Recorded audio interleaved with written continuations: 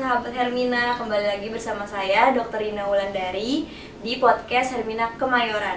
Di sini pada kesempatan kali ini kita akan membahas mengenai kanker-kanker pada perempuan dan juga cara pencegahannya bersama Dr. Andrew Setiawan SPOG. Selamat siang dokter. Selamat siang. Siang dok. Kali ini kita akan membahas mengenai kanker-kanker pada perempuan dan pencegahannya ya dok. Ya. Mungkin dokter bisa memberitahukan kepada kami sebagai teman-teman yang kurang mengerti apa itu kanker-kanker yang dapat terjadi di perempuan dokter. Oke, iya. Nah, yang utama saya ingin sampaikan bahwa berita bagusnya adalah kanker-kanker pada perempuan itu bisa disembuhkan 100%. Namun ada syaratnya.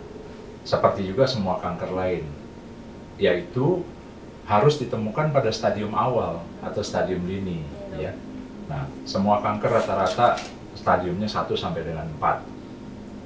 Kalau ketemunya stadium 1, maka peluang untuk sembuhnya ya bisa 100%. Nah, bahkan pada kanker serviks, kita bisa mencegah terjadinya kanker serviks sebelum terjadinya kanker, gitu. Ya. Nah, repotnya kalau ketemunya udah stadium 3, stadium 4. Saya bilang kalau udah stadium 4 ya obatnya cuma satu deh, doa. Gitu ya. Jadi penting untuk dimengerti bahwa kanker-kanker pada perempuan itu bisa disembuhkan dengan catatan ditemukan pada stadium awal, ya.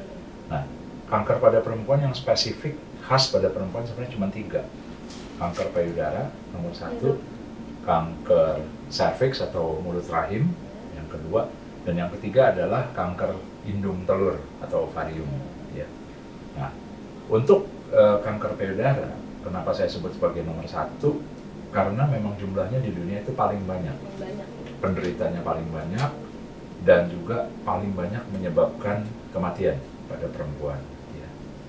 Nah, bagusnya kanker payudara ini sama yang seperti yang tadi saya bilang, kalau ditemukan pada stadium 1, sembuhnya bisa 100%, gitu ya. Nah, kanker serviks nomor 2 yang paling banyak menyerang perempuan.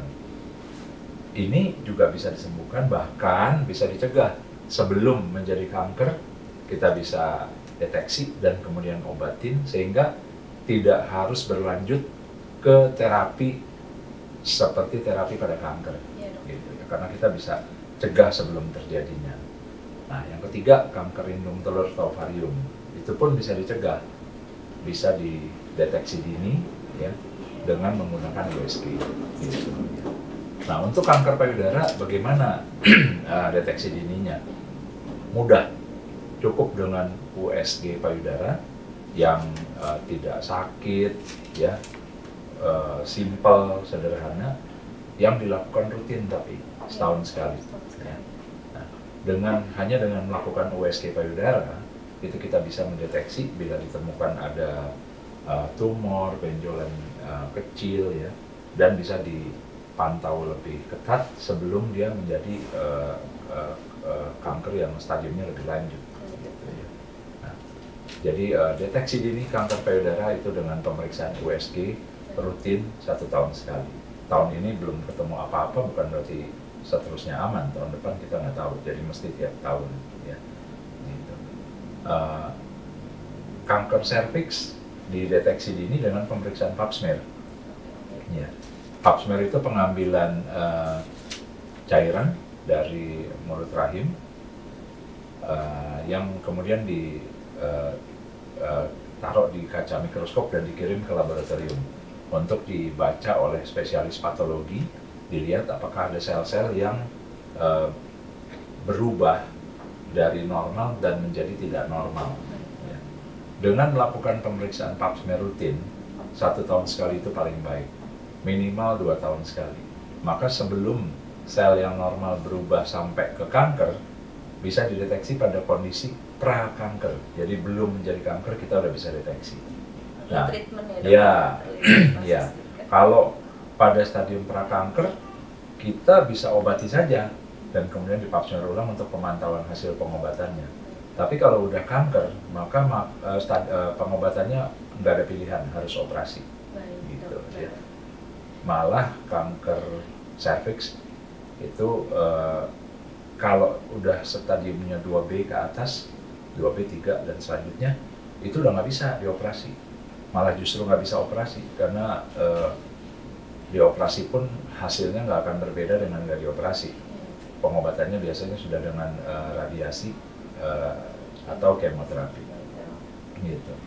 Nah, yang ketiga kanker indung telur atau ovarium. Ya. Itu mendeteksi dininya dengan pemeriksaan USG. Ya. Biasanya ini akan dilakukan sekalian pada saat pap smear. Jadi setelah pap smear, kalau dokter kandungan melakukan pap smear, biasanya langsung di USG juga.